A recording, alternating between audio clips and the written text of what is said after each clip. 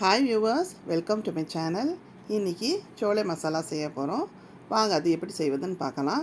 இது பூரி, சப்பாத்தி, பரோட்டாக்கெல்லாம் ரொம்ப நல்லா டேஸ்ட்டாகவும் சுவையாகவும் இருக்கும்.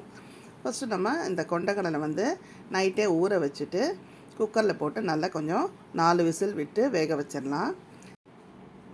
வேகிற வரைக்கும் இந்த கடலை நம்ம பூரிக்கு மாவு பிசைஞ்சிக்கலாம். ஒரு 2 கிளாஸ் நான் பூரிக்கு மாவு எடுத்திருக்கேன். சிறிதளவு உப்பும் சிறிதளவு சர்க்கரை சேர்த்து நான் வெறும் தண்ணியை விட்டு நல்லா பிசைஞ்சிக்கலாம். இந்த மாதிரி நல்லா பிசைஞ்சிக்கோங்க.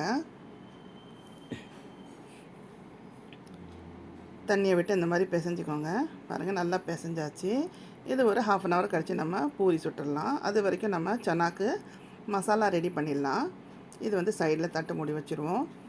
ஒரு 4 தக்காளி, ஒரு வெங்காயம், லவங்க, பட்டை, ஏலக்காய், சிறிதளவு சோம்பு, 2 பச்சை மிளகாய் எடுத்து நம்ம நல்லா மிக்சியில் கிரைண்ட் பண்ணிடலாம். இந்த மாதிரி கட் பண்ணி மிக்சியில் அரைச்சிக்கோங்க. இந்த மசாலா வாங்க இப்போ அரைச்சி எடுத்துக்கலாம். இந்த மாதிரி அரைச்சிடுங்க. நல்லா மெலிசாவே அரைங்க.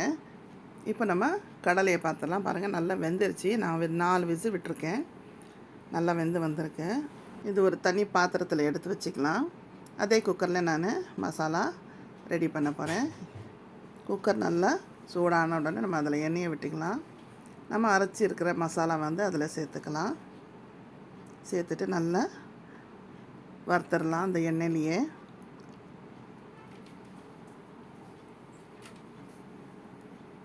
இந்த மாதிரி வறுத்துடுங்க. நல்லா ஃப்ரை பண்ணுங்கள் எண்ணெயில். இந்த பச்சை வாசனைலாம் போகட்டும். இதில் ஒரு பாதி டேபிள் ஸ்பூன் அளவுக்கு நம்ம மஞ்சள்தூள் சேர்த்துக்கலாம். 1.5 டேபிள் ஸ்பூன் அளவுக்கு நான் மிளகாத்தூள் சேர்த்துக்கிறேன். குழம்பு மிளகாத்தூள் சேர்த்துக்கலாம். பாதி டேபிள் ஸ்பூன் அளவுக்கு உப்பு சேர்த்துக்கோங்க. ஏன்னா கடலில் நம்ம ஆல்ரெடி சிறிதளவு உப்பு சேர்த்துருக்கோம். ஸோ அதனால் பார்த்து உப்பு சேர்த்துக்கோங்க. இஞ்சி பூண்டு பேஸ்ட் 1 டேபிள் ஸ்பூன் சேர்த்துக்கோங்க. இது வீட்டிலே அரைச்சது. நல்லா டேஸ்ட்டாகவும் சுவையாக இருக்கும் குழம்பு செய்கிறது. நம்ம அந்த கடலையை அந்த மசாலாவில் போட்டுடலாம்.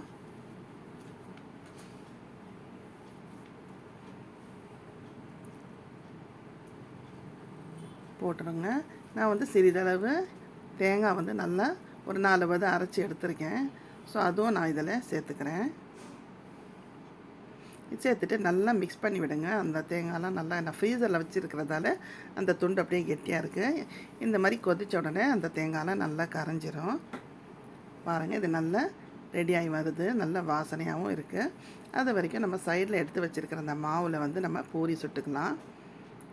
இந்த மாதிரி பூரிக்கு மாவு திரட்டி நம்ம பூரியை சுட்டுக்கலாம்.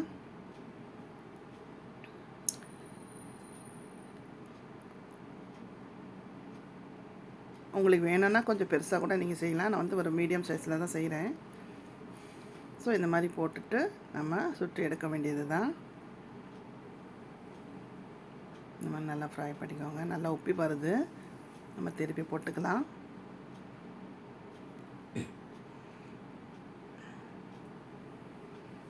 பாருங்கள், நல்லா செவந்து வந்திருக்கு. இந்த மாதிரி நீங்கள் பூரி ஃப்ரை பண்ணி வச்சுக்கிட்டு இந்த மசாலாவோட சாப்பிட்டா ரொம்ப டேஸ்ட்டாகவும் சுவையாகவும் இருக்கும். இது சிம்பிளான முறையில் நம்ம சேர்த்துருக்கோம். உங்களுக்கு வேணும்னா நீங்கள் கரம் மசாலாலாம் சேர்த்துக்கோங்க.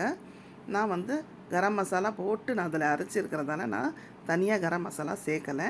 உங்களுக்கு வேணும்னா ஒரு 1/4 டேபிள் ஸ்பூன் நீங்கள் சேர்த்துக்கலாம். வாங்க இப்போ நம்ம சர்வ் பண்ணிடலாம். சுவையான டேஸ்டியான சோளை மசாலா நம்ம ரெடி பண்ணிட்டோம். வாங்க இப்போ அது பூரிக்கு நம்ம சர்வ் பண்ணிடலாம்.